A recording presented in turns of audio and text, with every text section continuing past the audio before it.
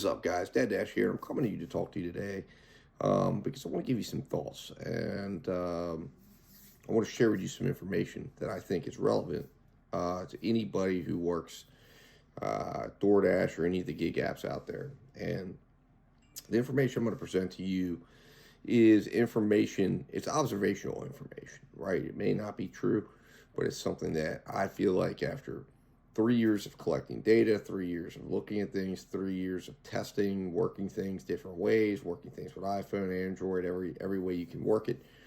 I think that I have kind of figured out in a way how these apps are working and what you need to do to work these apps the most effective way. And I'm going to kind of explain something here. I hope it comes across. But the first thing I want you to understand, and this is a recurring theme, you've probably heard in a lot of my videos here of recent, and that is that I talk about the fact that these apps are not employers, that they are not here to provide us with a employer-employee relationship, and that these apps are services that we as drivers are using, no different than, say, a driver utility helper app or any other service that we would use to help our businesses that we have, which our business would be delivery driving, whether it's delivering food, groceries, packages, whatever it is that we're deciding that we're going to deliver to generate income for our business. This is very, very important to understand.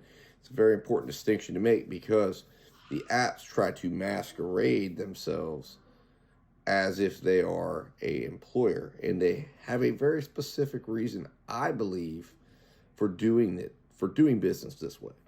And it's because I believe there is a gap, a loophole, so to speak, that they know they're vulnerable to, for drivers to take advantage of if they fully understand what's going on. And again, I'm not saying that this is not still a very risky business, and it is. There's a lot of risk involved, as there is with any business. All the apps still present lots of vulnerabilities to drivers out there who try to work these apps. The driver doesn't understand it, and they don't understand these apps, and they don't understand what they're working for and what they're doing. They could find themselves in a lot of trouble very quickly. Essentially, what I'm talking about here is the apps are trying to sell us a service. Now, they don't want us to think of it that way. They want us to think that we are working for them, that we owe them something, and that we go to work for them, clock in, work, and they pay us money. But that is not what is going on here. What's really going on is the apps are competing for our business because they only get paid when we close a deal. And how do we close a deal? We close a deal by fulfilling the contract that we enter into with the apps. And when we close that deal, when we fulfill that contract, they get paid. And that is the only time they get paid, okay? And if you look at all of the material that comes out, if you look at the agreements with merchants, agreements with customers, the apps cannot get paid until we complete the contract that they contract us to complete. And they're working to try to develop bots and things of that nature to circumvent that, to figure out how they can fulfill the contracts themselves. But as of right now, they are fully dependent and they rely upon us. That is the power that we have. It's in our contract. It's in all the literature that they put out. They have to disclose that. They have to make us aware of that. They don't want us thinking like that. They don't want us understanding the power that we have. And that power is in that decline button. And they fight against it. They fight against it with Top Dasher program. They fight against it by getting you to focus on acceptance rate. They focus on it by trying to imply to you that you're going to get certain things. But that is the one thing that they don't like about their system. And it goes even further.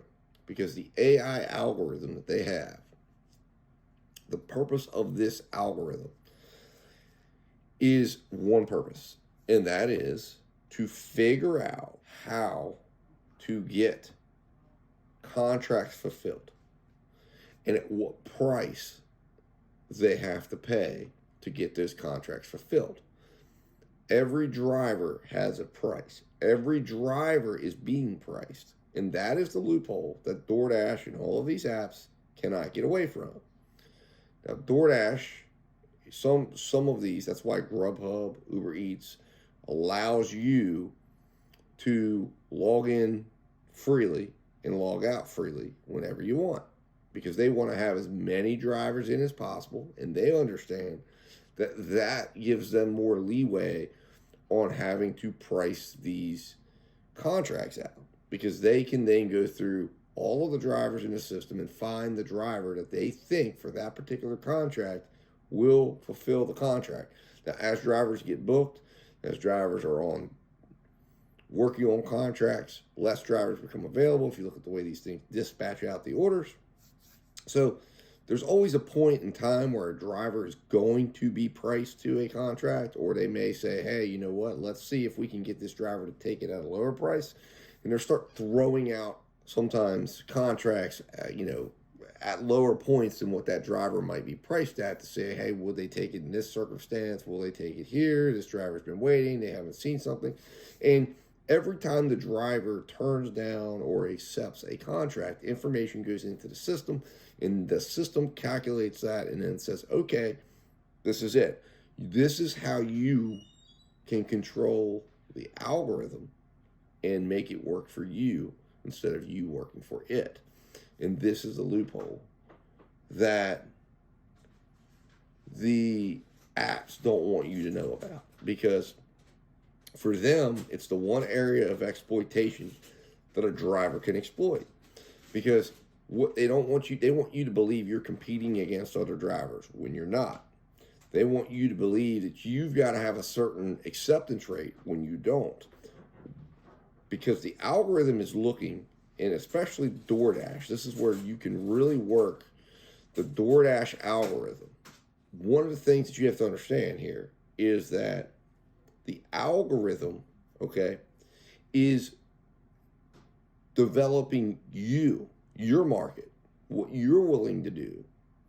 They're not worried, but however, the app will attempt to make you believe that you're competing against other drivers. You're not competing against other drivers. The reality is this, is every driver is a market of one. So when you sign in, they now know there's 32 drivers. Let's just say there's 32 drivers. There are 32 orders that need to be delivered. Every time a driver delivers an order, DoorDash makes money. Their goal for you is to make money, is to get the order delivered. Now, whether they have to pay you $4, $5, $6, $2, it doesn't matter. They're still making money. There's so much money, even on a no-tip order. Okay, they have still collected fees from the customer, from the merchant, the same amount of fees that they collect on a big tip order. So for DoorDash, it's the same amount of money. The only difference is how much can they make on the order if you will deliver it for less. And the algorithm is going to place a value on you as a driver and say, okay, you're a $4 driver. You will deliver this amount of, or you might be a $9 order driver. So they know if they can do $9 at $1.25 a mile, you will deliver the order. At least that's what it believes. And it's going to start from that point. It's going to begin throwing, when you first enter the system, one of the reasons why you will see so many orders is because it's trying to price you. So you're going to see large orders, small orders. You're going to see a lot of small orders. They're going to try to get you to see how low will you go. And most drivers are out here to make money. And DoorDash is going to give a lot of encouragement through diamonds and 50% in priority. But if you look, the priority program is not based on order size. It's based on miles to money. They are telling you that, yes, they will give you $2 a mile. That doesn't mean they're giving you $10 orders. That means they're giving you a 4-to-1, $4 1 mile, $4 2 mile, a $5 2 mile. Okay? None of that means you're making money on those orders, if based on the time you're putting into the order, based on how long you're out. That just means they're saying you're going to get what they term as a high value order. And their goal is to get you to take as little as possible as far as tips and base pay. And for them, if they can give you a $2 base pay or $2.25 base pay with a $2 tip going 1 mile, they're very happy to do so. At the same time, they also want you to believe that you've got to take a certain amount of smaller orders, because in order to do that, they're going to give you bigger orders. And they understand that, yes, if you're available and it's a 4-to-1 that comes out and you're trying to get a higher acceptance rate, they know you're going to accept that. They also know that occasionally there's going to be a 9-to-1, meaning maybe a $9 1 mile order or a $9 3 mile order. And you're going to see that and you're going to go, oh my God, look, it paid off. But only if you have the courage to hit the decline button will you see what I see every day. And that is like an order I got tonight with a 27% acceptance rate. I got a $28, and this is serious. I got a $28 5 mile order. Not large order program. Did I have to decline some before that? I did. But I had the courage to decline and be present when that order came through. And it knew right away what type of order I was wanting. And there it came in. Boom. I was available. Priority came to me, or did it? It just knew that this driver who has good ratings, who has good completion rate, good on time, and here we go, we're going to match it up. Because the truth of the matter is, the rating that really matters, in my opinion, is completion time, meaning when you take an order, you will complete it. And once you're on an order, what your rating is customer-wise. Are you getting complaints? Are you delivering the order? Are you forgetting items? All those things. Those are the real ratings that matter. And then, of course, on time, because they want you to be hitting your metrics. They want you arriving at restaurants on time, you're arriving to food on time, and that means there's less losses, less refunds, and thereby they're maintaining their profits on you as a driver delivering those orders, even if they have to squeak out an extra $2 or $3. I'm going to tell you that on that $28 order, this may shock you guys. I had a $10 base pay. Now, keep in mind, this is a 5 mile order. I had a $10 base pay. I've been getting it a lot. $4, $6 base pay.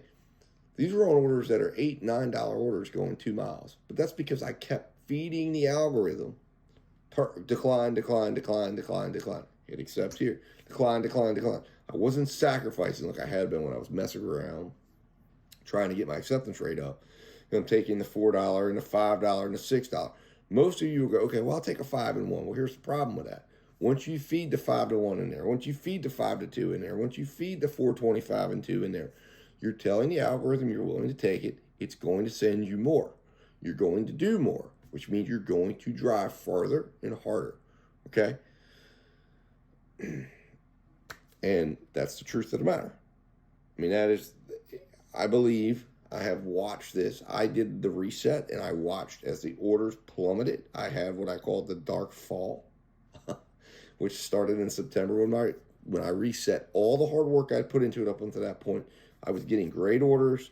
I wasn't in the large order program through that point. I finally got in the large order program in this fall. That was the only thing that made the fall, I think, workable to a degree. But for the most part, I was getting a lot of low ball orders, and that was because I was messing around. Accept every order. Do that for the channel. I did that a few times.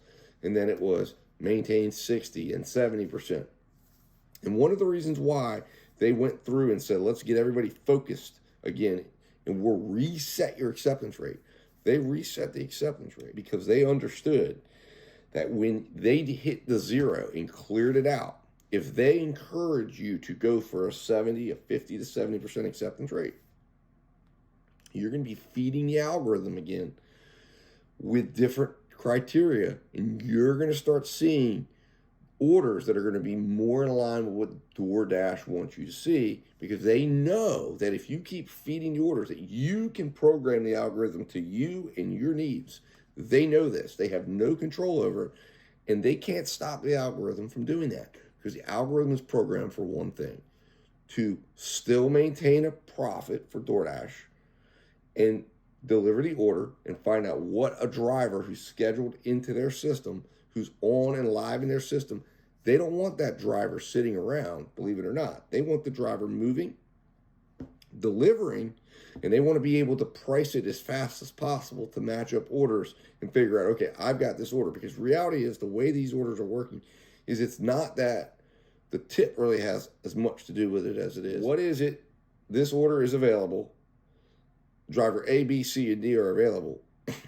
When that driver is available, who's going to be the best driver? And if driver A has good ratings across the board, what is the price we need to offer this? Can we get away with $2.25 base pay and a $7 tip? Yes, we can. Oh no, this driver's a $10 driver. Nope, we're going to need to add an extra $1 in on this, $2 in on this. And then they're going to send it out and go, okay, let's see if we can get the driver to accept it. Boom. Will driver A accept it? Nope, driver A doesn't. All right, next driver B. What is his rate? Boom, we're sending it down to driver B and C. And that's how they're doing it. Okay? If you don't believe me, then I would challenge you to go collect 3 years of data, store them on Excel spreadsheets, analyze the data, go out and test your hypothesis.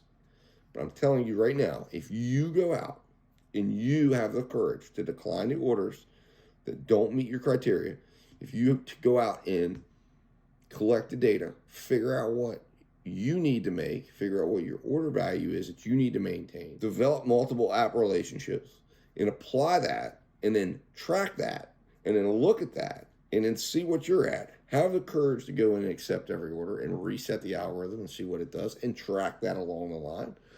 Go back in and try to go to the 70% acceptance rate and track that along the line.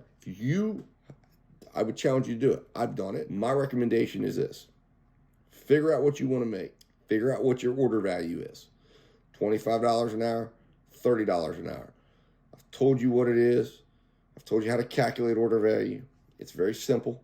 Take your order value, take the offered value or the offered amount of the order, okay, and divide that by the minutes it's going to take to complete the order. Or if you know the order value you want, divide those minutes in, right? Or divide that amount in. So in this case, let's say you have a $15 order and you want to earn $25 an hour minimum. Take 0.4166. Divide it in there. It'll tell you the minutes you need to complete that order. Make that your goal. On the flip side of it, figure out what the app's offering at you. Divide in the minutes into that. Then times that figure by 60. And that's going to give you the offered order value by the app. Tell you exactly what they're offering to you at. And when you get done, figure out what your order value was. Basically take the minutes it took you to complete the order, right? Take the amount of the final payout. Divide the final payout by the minutes it took you to complete the order and times that by 60. See if you came in at or above your goal. If your goal is 25 and it comes in over 25, great. If it comes in below, all right, look at the order, figure out what you did wrong, figure out whether it was something that was extraordinary and wasn't different. It was, not something that you would see every time. Maybe there was a long wait time or something like that. Figure out what your situation was that brought you below it. Test it on the next time you have a similar situation. Next time you come in below, see if it was present. Was it the same restaurant? Was it the same road you were on? Same market you were on? What is it? Was it the same order amount that you got? Do you need to have a higher, figure out what you need to do. As you start testing these things, as you start graphing this out, as you start collecting your data, you will get better at this and you will begin to understand what you need to look for, what size of orders you need to look for, what the mileage is you need to look for, what the restaurants are you need to avoid, what the restaurants are you want to focus on, where you want to be at, where you don't want to be at. And then you will start to see the income rise because you will start to see your order value rise. And as your order value rises, so will your income. And because you're starting to select orders with a better value, you're telling the algorithm that you're taking a better value. And the algorithm will start doing some of that work for you. It'll start finding those orders for you. It'll start offering that restaurant to you. If you start doing good ratings and you start providing good customer service, quick, fast, completed, you focus on trying to make sure you've got good communication with the customer. But the main thing the customer cares about is you get to the restaurant, you get their food, you deliver it. If you do have an encounter with the customer, if it is a face-to-face order, you're friendly, you're welcoming, you thank them. You make sure you thank them if you get an opportunity to thank them at any point. And you move on down the road. It's food delivery. They're not looking for a friend. But thank them and move on. and continue building the relationship with your customers and the algorithm. And you will start to reap those benefits. And then the third thing is make sure you treat this like a business. Treat your car, build your business. Make sure you've got hot bags. Make sure you've got all the equipment you need. Make sure you're keeping financial records. If you do that, you'll be fine. You'll be successful. Hopefully you found this helpful today, guys. It's a little bit of a long video, but it's some things I want to get out. Maybe you agree with it, maybe you don't. This is a culmination of 3 years of work. Now, is there risk involved? There is. I am in no way saying that this is for everyone. I still stand by it. This is for 1 to 3% of the people that are doing it. I've had encounters in my community. I've talked with fellow dashers, and there is quite a few people out there quite a few I've encountered that I just know they shouldn't be doing this. They should be working a regular job. And it's almost cruel that they're out here trying to figure this out, and they're dying, literally, just dying out here financially. And eventually they will get kicked out, whether it's because their car fails them or whatever. You just hope it's not completely catastrophic. But if you're somebody who has it, who has a business sense, and who enjoys this, and who understands what the earning potential is, and who can support themselves with the amount of money you're going to earn. You are not going to earn alone doing food delivery alone. You're not going to earn six-figure income, in my opinion. It's just not likely. And not in most areas. There might be some areas you could do it. Maybe California, maybe some of the more city areas with a higher volume. But in a rural, stretched out area, it's not really something that is realistic, I don't think. Now, using this with other things and opening up your time to other business opportunities, this can certainly come together and culminate in that. But there is money to be made, guys. You got to learn how to do it. And maybe I'll prove myself to say, hey, maybe this is something that you can earn even more. Because again, it's so new, it's so early. But I wanted to come to you with these findings. I wanted to share this with you. I want to share with you what I think is the key. And I also wanted to give you the caution to say, make sure this is for you. This can be a very exploitive thing. These apps are definitely trying to exploit the driver. And there's a lot of people trying to expose that because there is really no manual. There's nobody out here doing what I've done. There's nobody out here collecting the data that I've collected. And most people aren't going to even have time to do that because they're trying to survive. And that's what DoorDash, because they're going after people in the most financial stress situation, they're going to get a lot of people are ripe for exploitation. So you've got to be very careful. You've got to be very, very careful. You've got to be willing to put in the work. You've got to be willing to approach this like a business. And you can make some money at it, yes. But it's not going to be life-changing money. And it's certainly not going to be an amount of money that, it may or may not be, be able to support your situation, depending on what that is. Anyways, guys, I appreciate you watching. And hit that like button if you like this video. Share this video with at least one person you think could gain value. And as always, guys, stay safe, stay profitable, and I will talk to you soon.